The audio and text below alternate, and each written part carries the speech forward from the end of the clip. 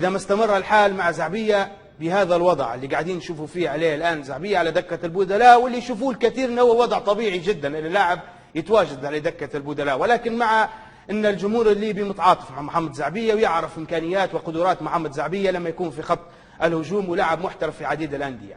إذا ما استمر هذا الوضع في نادي الترجي بهذه الصورة بهذه الكيفية إلى حد نهاية الموسم، خلينا نقول لعند الصيف المقبل، وتم إرسال عرض رسمي لمحمد زعبية من أحد الأندية حتى من نادي الاتحاد من داخل ليبيا، هل سنشاهد محمد زعبية يغادر فريق الترجي الرياضي التونسي مع نهاية هذا الموسم؟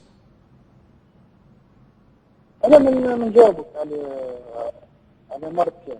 المرة الأولى لما فيش أي لاعب ما يقدرش إن هو يقعد على قائمة الاحتياط، هذه ما فيش. إن شاء الله ما هوش محمد زعبية، إحنا نشوف في أكبر اللاعبين في العالم إنه يقعد على الاحتياط، أنا ما قلتش ما نقعدش على الاحتياط، لكن أنا لما قلت لك لما نقعد على الاحتياط أنت ما تكونش في فورمة، ما تتمرنش، عندي إصابة كيف راجع من إصابة أو شيء، لكن يعني قاعد نخدم على روحي.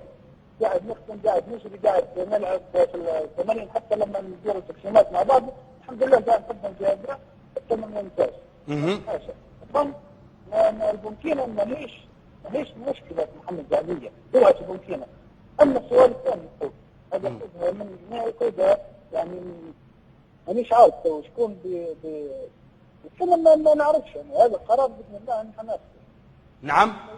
حتى ندخل كرة قدم، هذا القرار انا اللي بنقوله لك والاجابه اللي بنقولها لك على في الصيف.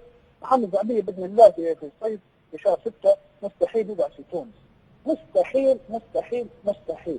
انت عقدك ينتهي مع الترجي في شهر 6 الجاي؟ ما ينتهيش عقدي، انا 3 سنين مع الترجي. لكن بتفكر ارتباطك مع الترجي؟ لا، لكن محمد زعبية ان شهر 6 الجاي باذن الله يطلع من الترجي ان شاء الله. والوجهه المقبله وين حتكون ان شاء الله؟